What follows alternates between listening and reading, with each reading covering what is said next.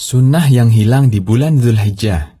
Di Indonesia, suasana semarak ibadah masyarakat kita jumpai ketika datang bulan Ramadan. Masjid yang biasanya sepi dari jamaah mendadak membludak ketika tarawih pertama. Jamaah subuh yang umumnya dihadiri 2 orang, yaitu imam dan muadzin, bisa menjadi puluhan orang. Bahkan, orang yang setahun tidak pernah menyentuh masjid, tiba-tiba berada di shaf paling pertama ketika sholat jamaah subuh. Semua peristiwa itu hanya kita jumpai di bulan Ramadan. Banyak kaum muslimin telah sadar, Ramadan merupakan momen terbesar untuk mendapatkan ribuan pahala. Barangkali ini bagian dari jasa besar para khatib yang terus memotivasi masyarakat untuk menyemarakkan Ramadan, menyambut Ramadan dengan berbagai amal ibadah dan ketaatan. Ramadan menjadi bulan yang identik dengan semarak ibadah kaum muslimin. Walhamdulillah. Sayangnya, suasana semarak ibadah semacam ini tiba-tiba sirna begitu Ramadan berlalu, seolah bulan suci untuk ladang pahala hanyalah bulan Ramadan. Lain halnya bulan Dzulhijjah. Masyarakat kita belum banyak yang menyadari bahwa bulan Dzulhijjah termasuk bulan yang istimewa. Padahal banyak dalil yang menunjukkan bahwa di bulan Dzulhijjah amal soleh dilipat gandakan. Sebagaimana pahala yang dijanjikan ketika Ramadan. Dari Abu Bakrah radhiyallahu anhu, Rasulullah shallallahu alaihi wasallam bersabda, ada 2 bulan yang pahala amalnya tidak akan berkurang. Kedua-duanya adalah bulan hari raya, yaitu bulan Ramadan dan bulan Dzulhijjah. Hadis riwayat Bukhari dan Muslim. Rasulullah shallallahu alaihi wasallam menggandengkan bulan Dzulhijjah dengan Ramadan. Sebagai motivasi, beliau menyebutkan bahwa pahala amal di 2 bulan ini tidak berkurang. Rentang waktu yang paling mulia ketika Dzulhijjah adalah 10 hari pertama. Di surat Al-Fajr Allah Subhanahu wa Ta'ala berfirman yang artinya demi fajar dan demi malam yang 10.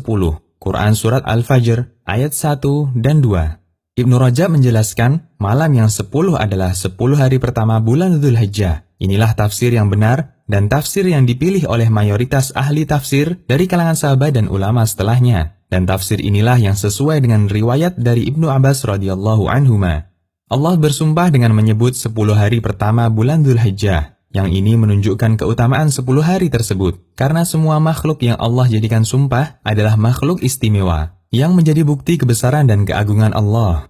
Karena itulah, amalan yang dilakukan selama 10 hari pertama Dzulhijjah menjadi amalan yang sangat dicintai Allah, melebihi amal soleh yang dilakukan di luar batas waktu itu. Dari Ibnu Abbas radhiyallahu anhuma, Nabi Shallallahu alaihi wasallam bersabda, tidak ada hari di mana suatu amal soleh lebih dicintai Allah melebihi amal soleh yang dilakukan di 10 hari ini, yaitu 10 hari pertama Dzulhijjah. Para sahabat bertanya, wahai Rasulullah, termasuk lebih utama dari jihad fisabilillah? Nabi Shallallahu alaihi wasallam menjawab, termasuk lebih utama dibanding jihad fisabilillah. Kecuali orang yang keluar dengan jiwa dan hartanya ke medan jihad dan tidak ada satupun yang kembali, yaitu mati dan hartanya diambil musuh. Hadis riwayat Ahmad, Bukhari, dan Tirmidzi.